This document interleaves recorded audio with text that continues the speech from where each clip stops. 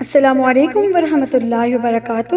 پیارے پاکستانی بچوں، آج میں آپ کو پاکستان کی کہانی سناؤں گی۔ اس کے لیے آپ کو تھوڑا سا پیچھے ماضی یعنی پاسٹ میں جانا پڑے گا، جب ہندوستان اور پاکستان دونوں ایک ہی ملک ہوا کرتے تھے، جس کا نام بر صغیر یا ہندوستان ہوا کرتا تھا۔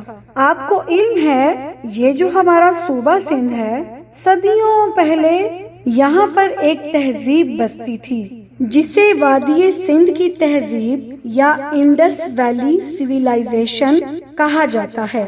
یہاں ہندوؤں کی حکمرانی تھی۔ یہاں کا بڑا مذہب ہندو مت ہوا کرتا تھا، یعنی بتوں کی عبادت کرنا۔ ہندو یہاں صدیوں تک حکمران رہے، یہاں تک کہ 8ویں صدی میں عرب مسلمانوں نے ہندوستان کی طرف آنا شروع کیا۔ سن 712 عیسوی کو ایک ہندو راجہ داہر کی حکومت میں ہندوؤں نے مسلمانوں کے ایک قافلے کو لوٹا۔ مسلمانوں کے قافلے کے چند افراد عرب حکمرانوں کے پاس گئے اور اس واقعے کی تفصیل بتائی اور شکایت کی۔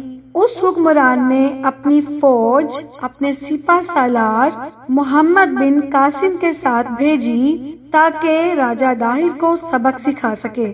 ایک ہی لڑائی میں محمد بن قاسم نے راجہ داہر کو ڈھیر کر دیا اور یوں اس کو شکست کا سامنا کرنا پڑا۔ اس وقت محمد بن قاسم کی عمر 17 برس تھی۔ یوں تو بر صغیر میں عرب تاجروں کی آمد سے ہی اسلام متعارف ہو چکا تھا، لیکن سندھ میں باقاعدہ طور پر مسلم حکمرانی کا آغاز محمد بن قاسم کی زیر قیادت فتح سندھ اور جنوبی پنجاب کے بعد ہوا۔ چونکہ اسلام کا تعارف سندھ سے ہوا، اس لیے سندھ کو باب الاسلام کہا جاتا ہے۔ محمد بن قاسم کے بعد عباسی خاندان، خاندان غزنوی، غوری خاندان، خاندان غلامہ، خاندان خلیجی، خاندان تغلق، سادات خاندان اور خاندان لودھی نے بر صغیر میں حکومت کی باغ دوڑ سنبھالی۔ پورے بر صغیر پاک و ہند میں پہلی مسلم مرکزی حکومت کی بنیاد 1192 میں سلطان شہاب الدین غوری کے غلام قطب الدین ایبک نے رکھی۔ سن 1529 میں ایک غیر ملکی حکمران ظہیر الدین بابر نے ہندوستان میں مغلیہ خاندان کی حکمرانی کی بنیاد رکھی اور یوں مغلیہ دور کی حکومت سن 1858 تک انگریزوں کے بر صغیر پر قبضہ کرنے تک قائم رہی۔ بابر، ہمایوں، اکبر، جہانگیر، شاہ جہان، اورنگزیب 6 عظیم مغل شہنشاہوں کے نام سے جانے جاتے ہیں۔ مغلیہ سلطنت کے آخری بادشاہ کا نام بہادر شاہ ظفر ہے۔ مغلیہ سلطنت کے آخری دور میں مسلمان سستی کا شکار ہو کر مذہب سے دور ہو گئے۔ اس کا فائدہ ان کے دشمنوں نے اٹھایا۔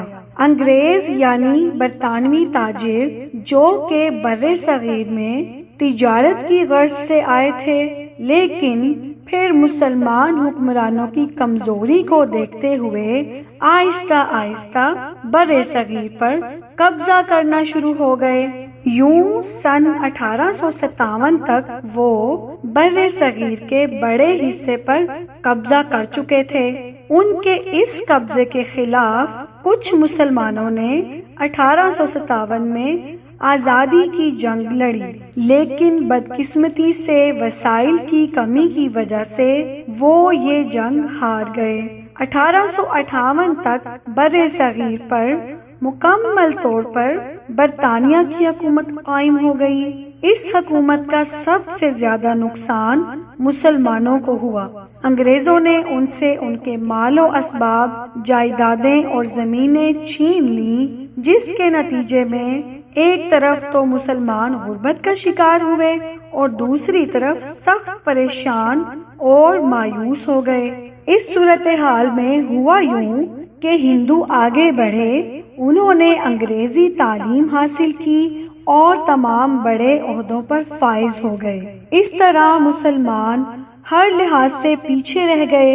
اس دور میں ایک مسلمان رہنما سر سید احمد خان نے مسلمانوں کو یہ بات سمجھائی کہ ہاتھ پر ہاتھ رکھ کر بیٹھنے سے کچھ نہیں ہوگا، ان کو اس مایوسی کی کیفیت سے نکلنا ہوگا اور تعلیم کے میدان میں قدم رکھ کر اپنے آپ کو علم کے نور سے منور کرنا ہوگا۔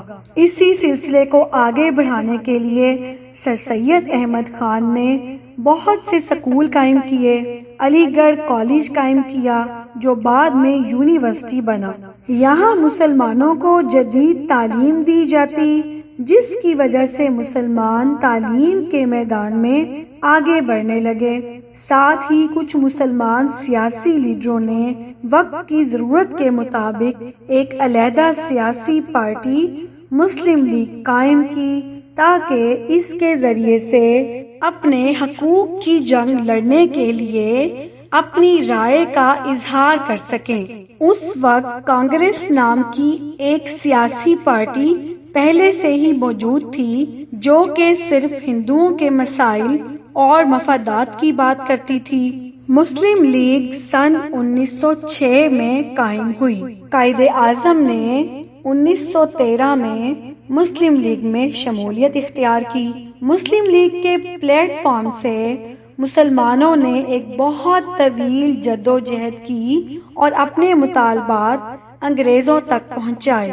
سن 1930 میں علامہ اقبال نے پاکستان کا تصور پیش کیا۔